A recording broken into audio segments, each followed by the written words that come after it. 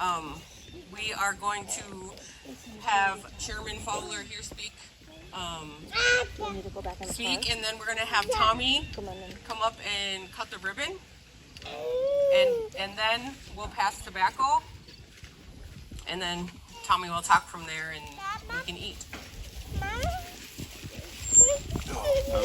Bonjour, hoje mal hoje away para este caso que se anda olhando por o seu gasto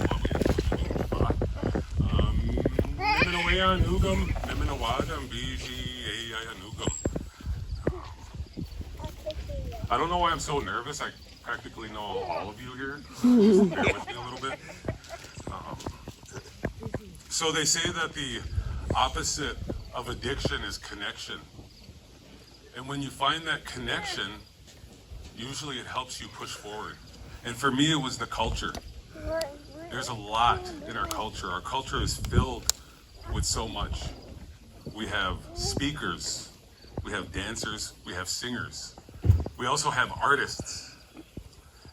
And I want to touch base on what an artist is.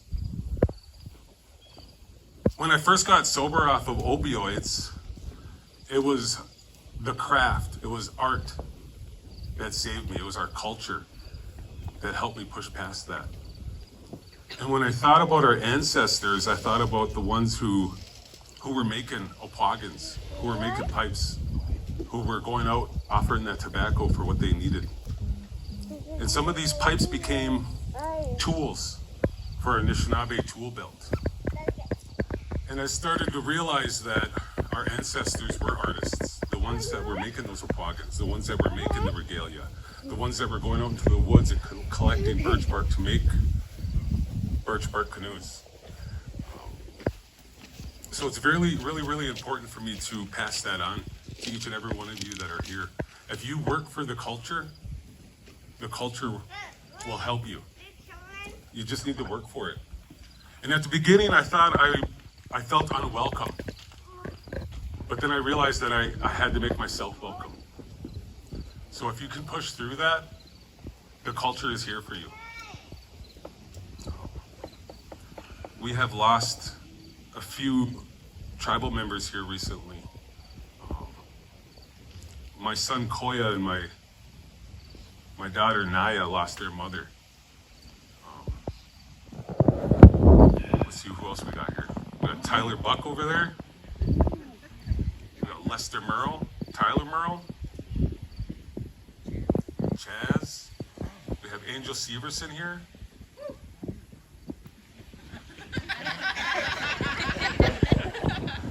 This handsome guy behind me is my father, Patrick Fowler. I get all my good looks from him. I don't want to look beautiful like my mom. I don't want to be pretty, all right? I like to look handsome, all right? But again, you know, our culture is here. Hopefully we can keep it a cultural-based facility for our membership so they can make that same connection that I made. Miigwech, Bizinadawi. Thank you for listening. So with our emblem, every time there's more art added to our emblem, it needs to be passed through the tribal council for approval, because we cannot deface our emblem, the St. Croix Chippewa Indians of Wisconsin. So what we're going to do now is we're going to sign it, and this will be the logo for this facility. And also, Tommy Saros is the one who named this facility, so it's going to be a really great honor to listen to him bless this facility with his pipe. I hang out a lot during the summer with Tommy, Dora, and Tony. And they are the bosses and the boss ladies of our communities. I want you guys to remember that.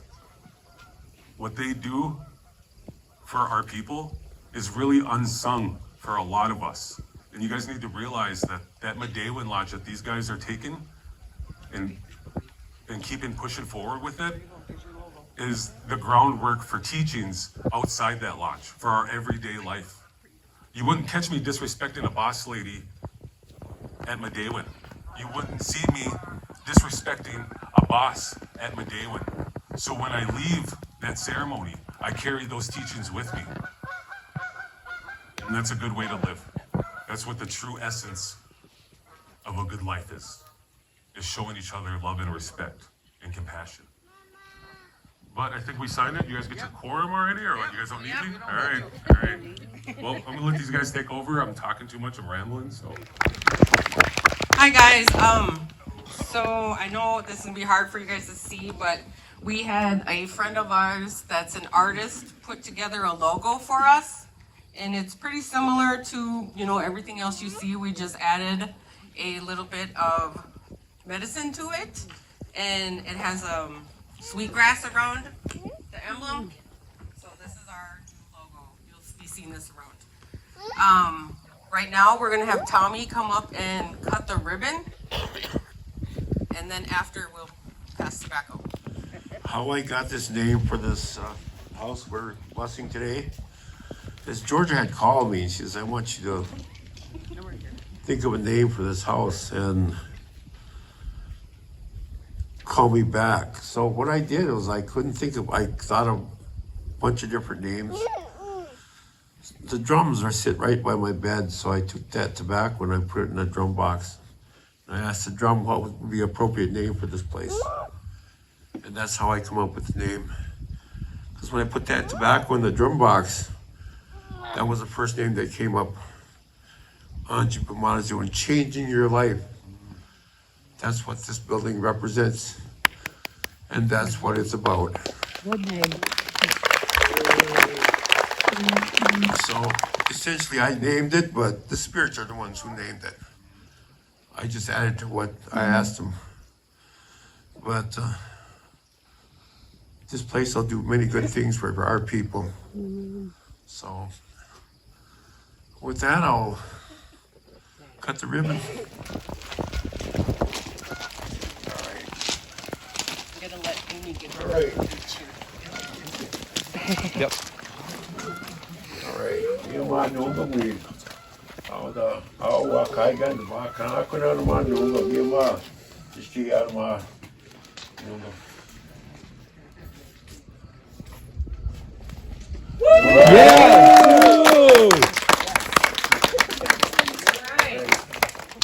Yes.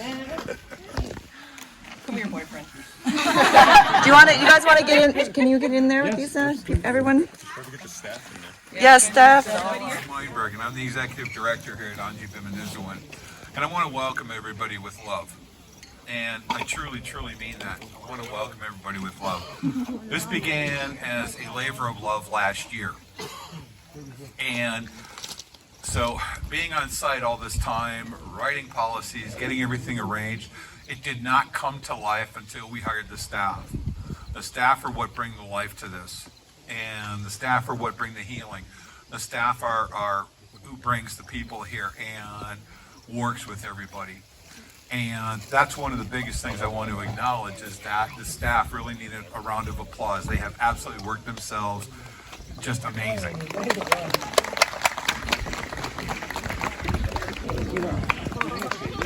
There you go, Michael. And I'm very excited that this is getting off the ground and that this is getting moving.